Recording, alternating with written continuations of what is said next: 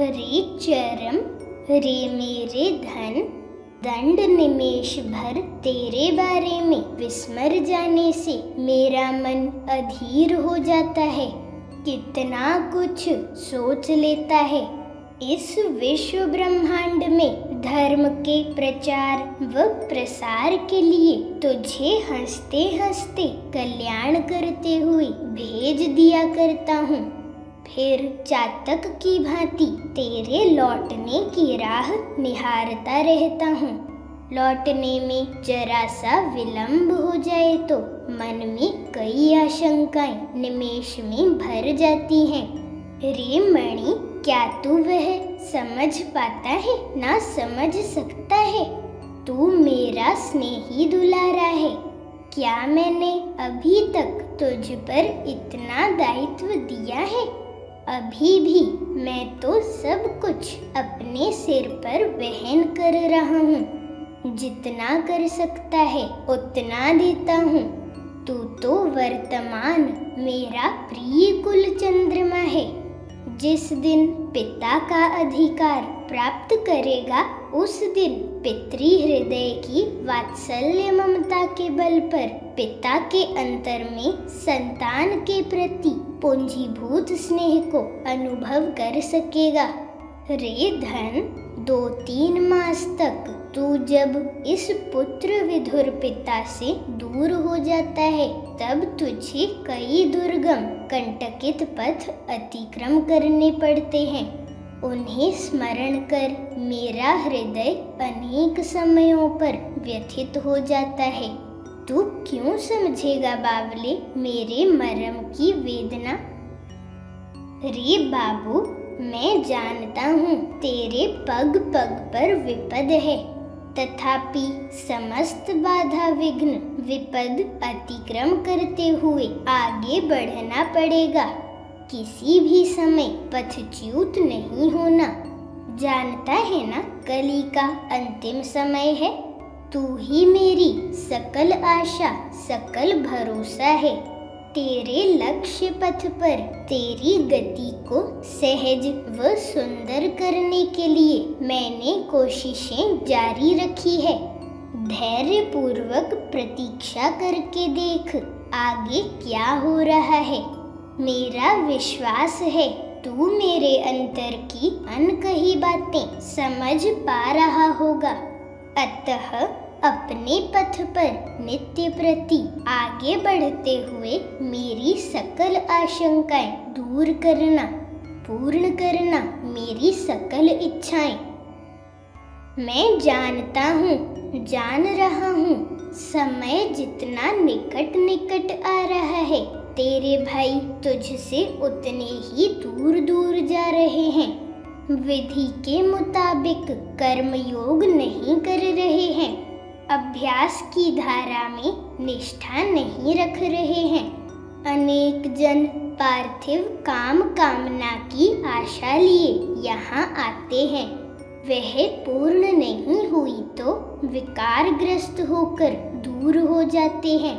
त्याग के समय दोनों हथेलियां कसकर मुट्ठी बंद कर देते हैं। ना तो हाथ खुले हैं ना ही मन। सर्वत्र अभिसंधि, सर्वत्र चक्रांत, सर्वत्र कूट कपटता।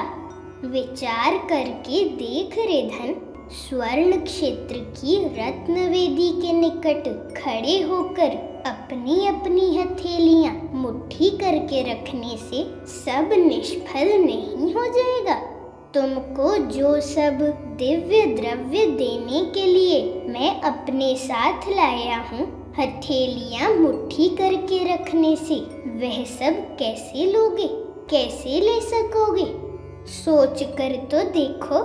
हथेली से आरंभ करते हुए शरीर की प्रत्येक गांठ तो पार्थिव संपदा से परिपूर्ण है। गठरी तो पार्थिव संपदाओं से बहुत बड़ी हो गई है। मेरे दिए धन को सहेज कर रखने के लिए और स्थान कहाँ है? थाल शून्य ना हो तो कैवल्य चरण रेणु रखोगे किस में?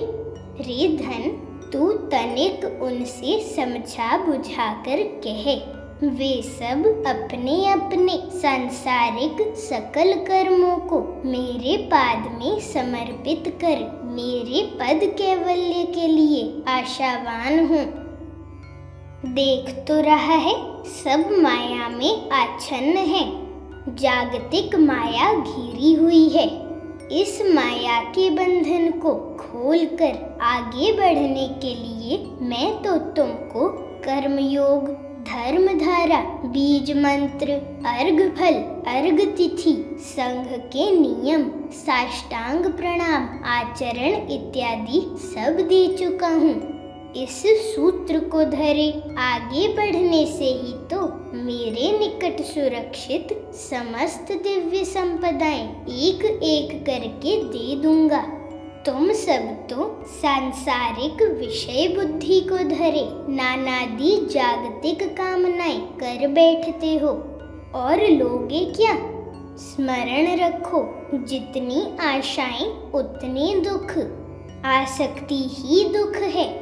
संभवतः इससे तुम सामयिक आनंद पा सकते हो, परंतु अनित्य द्वारा क्या नित्य शांति मिल सकेगी? किसी को कभी मिली है? ना मिलेगी। रे मणि, मैंने कहा है ना, धन, रत्न, गोप, लक्ष्मी, दारा, सुत, पदवी, वंश, मर्यादा, अहंकार, उद्धतपन का अधिकारी बनकर क्या कोई कभी चरम पाद लाभ कर सका है? ना कर सकता है। नहीं रे धन, ऐसा उदाहरण धरा वक्ष में नहीं है। अहमिका, आत्म प्रतिष्ठा, इतिरोचित मनोवृत्ति, उद्धत स्वभाव आदि आसुरी गुण व लक्षण तो परमार्थ पथ के कांटे हैं। क्यों व्यर्थ में बावले हो रहे हो? बताओ, सच में क्या मिलता है तुमको उस मिथ्या आत्म प्रतिष्ठा से? क्यों वह मिथ्या पदवी कसकर धरने की तुम्हारी इतनी जिद है?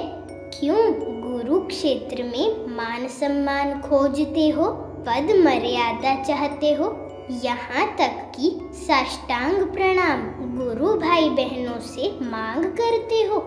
रे चरम, मेरे आदर के धन, तू तो उनको बारंबार इसके प्रति चिता दिया करता है, तथापि उनका मोह भंग नहीं होता, चैतन्य उदय नहीं होता।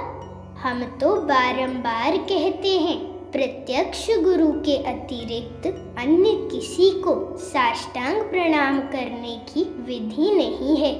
विधि के विपरीत कार्य में क्यों हाथ डालते हो? बिच्छू का मंत्र जाने बिना सांप के बिल में हाथ डालने से कैसी अवस्था होती है, क्या नहीं जानते? तुम में कौन सी सिद्धि जमी हुई है कि तुम साष्टांग प्रणाम के लिए पागल हो रहे हो? पुनः एक बार मेरी मानस संतान चरम के माध्यम से चिता देता हूँ, स्मरण रखो, युग पुरुष के अतिरिक्त अन्य किसी को कभी भी एक बार के लिए भी साष्टांग प्रणाम कदापि नहीं करोगे। मेरी यह चरम चेतावनी है। हमारे इस आदेश उपदेश को अमान्य करने से गुरुद्रोही होगे, नरक भोग करोगे, रौरव नरक में पड़कर अशेष यातनाएं भोग करोगे। साष्टांग प्रणाम करना अथवा ग्रहण करना बच्चों का खेल नहीं, इसके साथ इहलोक और परलोक के भोग के फल संपृक्त हैं। सावधान, कभी किसी से साष्टांग प्रणाम ग्रहण ना करो।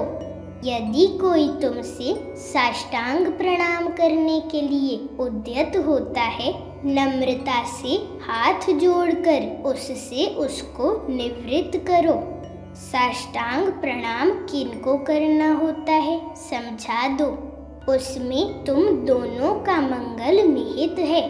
अतः अयथावत अपने अमंगल का आह्वान ना करो।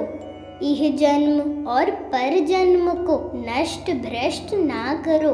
इस दिशा के प्रति सजग सतर्क रहो। मैं तेरा कल्याण करता हूँ, इतना कल्याण करता हूँ रे गठरी धन चरम। तेरा लक्ष्य पथ कुसुमित हो सुरभित हो। तू मेरी पीयूष वाणी जगत में सबको सुनाकर सबके आदर का पात्र बनकर पुनः एक बार सनातनी धर्म ध्वजा फहरा कर मेरी स्नेही गोद में लौटा। मैं तेरे लौटने की राह अपलक नयनों से निहार रहा हूँ। तेरा चिर मंगलाकांक्षी पिता